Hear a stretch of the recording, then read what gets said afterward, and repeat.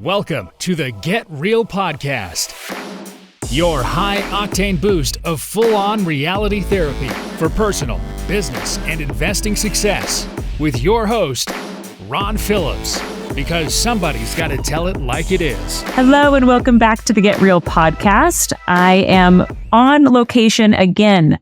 So much traveling. I tell my friends that I don't travel very often until I realize that I do.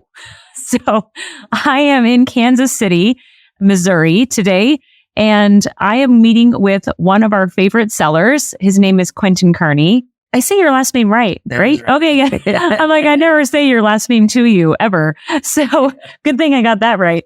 And we worked together for a really long time, despite the fact that I don't know how to say your last name for sure. So we worked together for over a decade. So love the Kansas City market. And one cool thing about the Kansas City market that you may or may not know is the stability of this market. Because in the last cycle in real estate, 2008, 9, 10, we never stopped selling property in Kansas City, which is unique to only Kansas City. Of all the locations where we sell properties, Kansas City is the longest.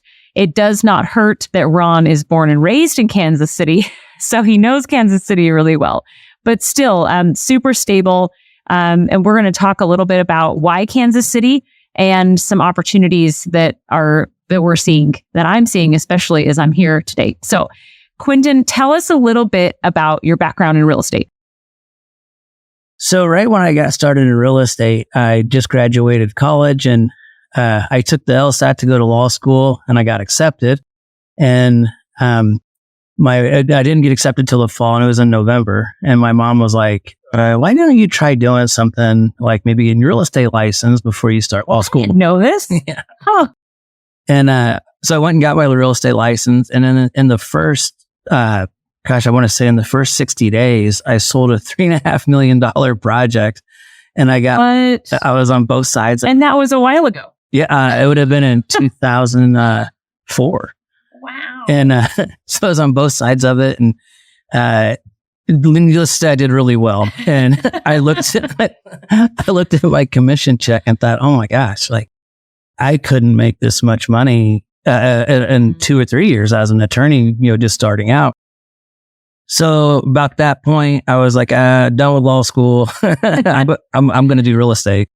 And then that blossomed into really just investment real estate. I tried to, go sell houses for my mom because my mom was my real estate broker, and I would try to go sell houses, but it wasn't a good fit because right away I'd go show a house and like the wife would say like, oh, I don't like the color of this, the flooring. And I'm like, well, just change it, Yeah. And it was more of an emotional thing. Whereas for me, I looked at real estate as an investment vehicle. And that's how I got into buying duplexes. And then from there, I was buying fourplexes and remodeling. And a friend of mine showed me how to take this one floor plan in a duplex and take it from a 2-bedroom to a 3-bedroom with an extra bathroom. And at the time, was Section 8. The 2-bedroom, 1-bath got $631 a month, but the 3-bedroom, 2-bath got $981. And so I would go out and buy these duplexes based on the $2-bedroom rent. And then I'd turn around, add the bedroom and the bathroom, and then get it up 30% on the rent. And then you could the multiplier on a sale. Wow. And so right away, so that was by like year 2 in real estate. And then pretty quick after that, I was just doing investments. That's all I wanted to do. Go ahead. Well, I just want to know, what are the pros in working with investors from your perspective?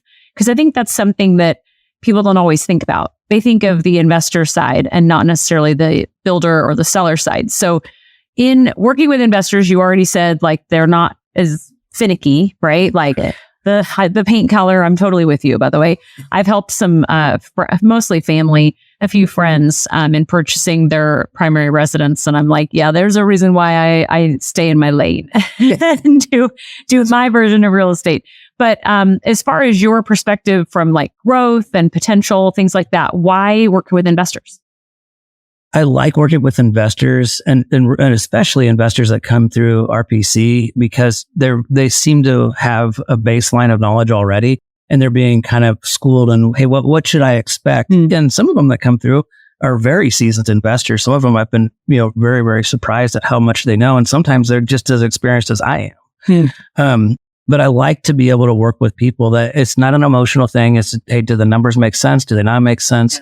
If it isn't the numbers, what makes the purchase or sale a good idea? Is it, an appreciation thing? Is it, hey, it may not make sense today, but tomorrow after this whole master plan community goes in, you're going to see your rents probably quadruple or whatever. I like that sort of reasoning with people. I like to be able to work with people that can see that, have that foresight of, what we need to do to really build your asset. That's my main goal in being in real estate is I like to build wealth and I like to build income streams. And there, I can't think of another investment vehicle that you can do these sort of things with. Yeah. One thing I know about you and having worked together for a while, even though we've only seen each other face to face only twice? Yeah, twice. Yeah. That one thing I've noticed is that when you get a deal to happen, and it doesn't necessarily mean buying or even selling, but when you see and catch that vision, man, you get pumped. I love that about you, that it makes it really fun. It's exciting. Kind of watching that, kind of like that Section 8 example you gave, like you see and have this vision of how it can do better. Oh, that I love it. And so even if I'm not the one buying it, and maybe if I'm even bringing it to you guys, because I'm like, I love seeing a deal happen. I mean, if I can bring you a deal that I know it's going to be good for you and your investors, it makes me feel good. That's what I live for. I mean, that's what I want to do. Yeah. I want a new business and I want to be, because the better deal I bring you, the more solid your base and clients are. So I want to bring you good stuff. I think that's one reason why we worked together since 2009 is because I try to bring you guys solid stuff. And if there's hiccups in the road, I want you to call me. I want to try to fix it. I want to try to make things happen because I know that's a big thing for you and your clients that, hey, it's not just a guy that's going to do a sale and tomorrow he's down the road. Mm-hmm. I hear from people that I hear from them all the time and I'm available to help. I don't want to think I'm a sales guy and down the road because I'm not, Yeah. I think that's awesome. I just love, I don't know how many dozens of calls we've had together where it hasn't penciled, right? That we'll go through a deal and you'll have spent a lot of time and we'll go through the numbers together. And then we're like, yeah, this just doesn't pencil. And then you're like, okay. Like you move on faster than I do. That's for sure. I'm over here like still emotionally attached to the idea. And I was telling a friend what I stayed at a friend's house here in Kansas City area last night. And I was telling her about you. And I said, man, I bet of all the deals we look at together, it's like maybe 30 or 40%. Yeah. Would you say? Oh, maybe even less. I probably look almost every day something comes across my desk or somebody calls with something and I can tell pretty quick if it's going to work or not. From many different apps, like there's a lot of different ways an investment might work or might not work. I can usually look at it and say, yeah, it might work this way or it might not work this way. And sometimes it just, and I'd like to say that I'm good at proofing that, and a deal doesn't get by me that could be good. And I'm sure that they do, but yeah, I look at a lot of deals. Yeah. Probably more than anyone else I talk to, like so many opportunities. And I think that's probably that vision and honestly, like a gift that you have in looking at a piece of dirt and saying, oh, like I can see what is possible here and options and opportunities, which is pretty fun to, I guess, watch as a bystander. I run the numbers, but the vision that you have is awesome. So in our travels around the area today, we stopped and looked at a particular development of duplexes. It's in Tiffany. Villas at Tiffany. Villas at Tiffany. That's okay. Breakfast Tiffany's. Yeah, whatever. It's Tiffany's. Tell us about it. So it's a subdivision inside of a master plan community called Genesis Estates. 79 duplexes are total to go into this area. First phase is 26 duplexes. It's in a really fast growing area of Kansas City. And I think I shared with you, when I first started looking at this project, there was just a bean field on the way up there. And then within 8 weeks, a Quick Trip, which if you don't know, it's just a really high end gas station in Kansas City. It's all corporate owned, and they're like just awesome gas stations. And calling it a gas station really isn't like the right thing. It's, I don't know what you call it, but they're really, really nice. And one went up in the 8 weeks. I was looking at this project right on the way to it. And then a friend of mine that owns a bank was telling me that there's somebody applied for a loan for the land across the street from these duplexes, and that they're going to be putting in high-end single-family homes, or not, I shouldn't say high-end, but more like more like a not starter, but like starter. Yeah, and it's hard to, because like in different areas of Kansas City, single-family homes vary from like a starter in say South KC might be around 300, and a starter in North Kansas City might be 400 to 600. And so that I think will be somewhere between 600 and 800,000 on those homes. And so after hearing that from my friend that owns the bank, and then watching this Quick Trip go up, I thought, okay, there's a lot of growth coming. Quick Trip, their research center is like very, very good. They know where growth is going. They know where to place these gas stations or convenience center or stores. And so when I saw that, and then also like my friend that's putting in that other development, I'm thinking, I need to get this. This would be good for everybody. And so then it took 8 weeks and negotiated the contract to try to get everybody to be able to buy them. Huh. I think one of the highlights for me today was you had picked me up at the airport for shorten the story, and when we pulled up the map, you said, "Oh, it's like 10 minutes from here." Yeah, from the airport, which was super exciting, and on what it looked like to me like a main freeway to get up to it. So. Pretty cool location. And then a lot of retail and development, commercial development type of stuff that's been going in pretty close by, right?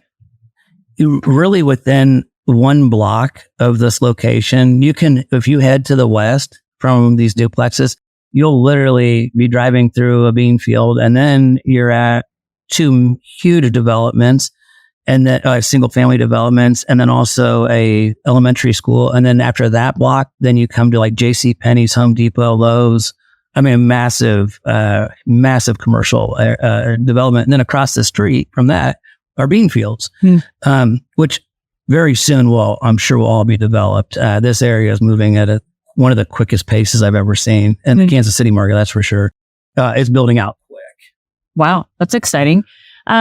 So the jobs that are going to be, who's going to want to live in this location? You're going to see a lot of executives that travel that will probably rent there. Also, most of these properties, they don't have steps, so you're going to have older clientele. The properties are, maintenance-free exteriors and all, so the lawns will be mowed, exteriors will be kept up. So you might have some older people. I'm hoping definitely for that, because they're great tenants. I love older tenants. And so you're also going to have a lot of people that travel a lot for work, or are just busy at work, maybe at say Ford or, the Cleclomo plant or Harley Davidson or, upper level management somewhere. And they just need a place to rest their head at night, but they don't necessarily want to have a huge house or anything like that. They just want a place that they don't have to mow the lawn because they're busy at work. They don't need extra work. Because how far away are those plants? I didn't even look that up. They're really within 10, 15 minutes. This is a really good centralized location. Wow. Okay. I wanted to ask you a little bit about the rents. So one thing about you that most people don't know is that you have a background in property management that's pretty extensive, and you understand rents. It's kind of a cool situation for us because you have a good knowledge base on what things will rent for, the demand for rentals, because you've owned a management company before. So talk a little bit about how you figure the rents will be in that location. So one thing that I do is I'll drive all the neighboring communities to see if I can find any for rent signs. And I did that on these, and I can't find anything for rent. Although they are rentals, I can't find anything for rent. So then I dropped back and looked at historical ads to see what I could find out there. And I'm seeing properties and like older single family homes around 1800 to 2200. They're probably 20, 30-year-old homes. And that would be south of 152. And then then there's some to the west of this location that we're running right at $2,800. And so when I look at these locations, what they are, the finish levels, I'm thinking, I think I can probably definitely get between 32 and 3,400. It's always hard to know 100% until I place some ads. And so that was when I had the property management company for a decade. I would always like to place ads myself before I had my sales staff do it, because I wanted to hear what people said. I need to hear what the tenants say or the possible tenants say coming in, because I can tell a lot by a phone call. And once you have, say, 3 phone calls and then they tell you, hey, that's just too high or whatever, well, you need to adjust. But I would do that because sometimes I usually like to start low and then just see my feedback on people and from the conversation. And usually I can drive the rents up as high as I possibly can get them just by having those calls. And just from having that background of 10 years of conversations, because at one point in time, we had a little over 2,000 properties that we were managing. And so I've had a lot of phone calls with people over rent. And so I can just hear in their voice what I'm going to be able to get and what I'm not going to be able to get. And my goal for the investors and for us is to get every dollar I can out of it. Well, I think that's pretty unique to you also. For most of our sellers, if not all, if I have to think about it, that you know how to vet and place tenants in your own properties. And most of our sellers, we have them work with a property manager because they aren't trained in how to do that, how to run, what criteria do you have when you meet with someone, a potential tenant, and they're filling out an application? What are you checking for? What I'm looking for is I'm looking for a 600 credit score or higher. But more than that, I want to see their trade lines. I want to see how many trade lines they have and how many are positive versus negative.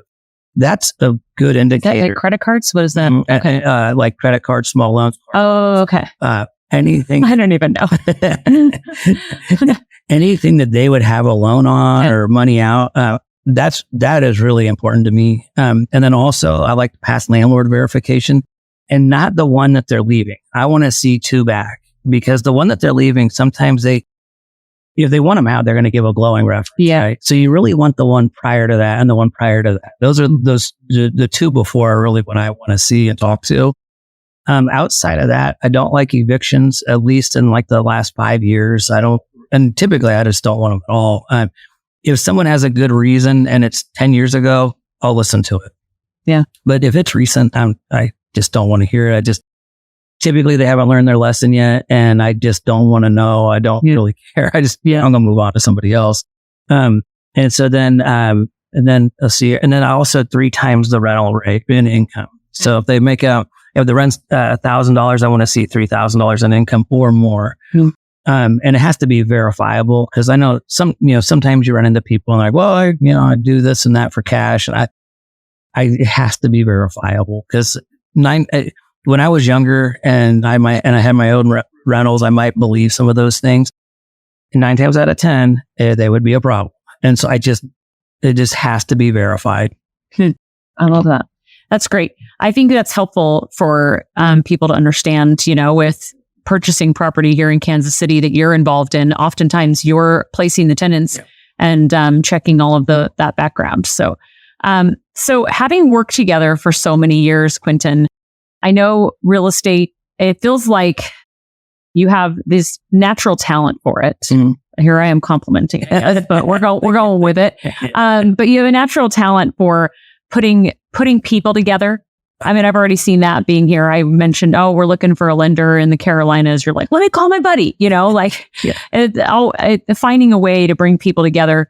But any other reason, like why you still do this? Because do you still have to be involved in the real estate game? And no, I don't. So when I got started in real estate for the first 8 years, I rolled every dollar that I made out of investments and also brokering into investments. And so I actually live on my investments. I don't need to be busy with this, but I love it. And I enjoy the hunt. I enjoy, I like getting a deal. And if I can pass that along to somebody else and they can get a deal, well, I want to do it. But no, and my wife gets mad at me sometimes because she's like, why do you do all this stuff? I like it. So, but no, I really love being in real estate. So, and I love trying to find that deal. And I loved getting the deal that when I tell somebody about it, they're like, what? How did you do? Those are the good ones. Yep. Well, I love that. I think it's kind of fun to have a different perspective here on the podcast, because most of the time Ron and I are talking about the ideas of, how to be a better how to have better property managers, or how to be a better owner of rental properties, or a better investor, or, things to know. But I think sometimes it's fun to look at the flip side of our core business, RP Capital.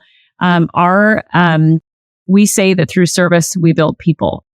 And one thing I love about coming and meeting people that we work with is seeing the impact, right? The impact of the business we do on a day-to-day basis, and the amount of lives that are impacted and built, for that matter, right? And building people is so much bigger than helping people. That was a conversation I had this week. Like it's opportunities, it's changing generations, and watching for growth of your kids and your children's children. And, it's inspiring. It's exciting.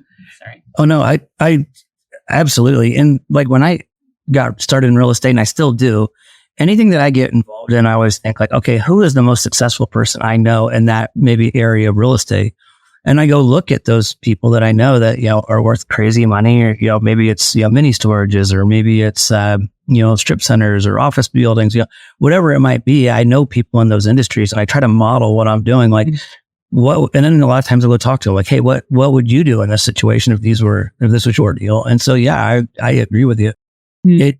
It's all about building up enough wealth to be able to transfer that over to your kids. Cause I think the world's changing, and I think the more that we can own in these hard assets and things, the better. Yeah. I definitely want for that for my family. Yeah. And the opportunity that you have to give and make an impact in the world while we are alive, and then impact future generations. It's what gets me going on Monday mornings and excited to go out and make a difference and an impact. So thank you for sharing your story, and for taking me around driving me around all over the place today. Just love that you guys got to meet Quentin today. So thanks for joining us. Remember, you guys, the impact that you make in the world, and the impact that you can make today, or this week, or this month, and go out and make something happen. And today is the day. This has been the Get Real Podcast. To subscribe and for more information, including a list of all episodes, go to getrealestatesuccess.com.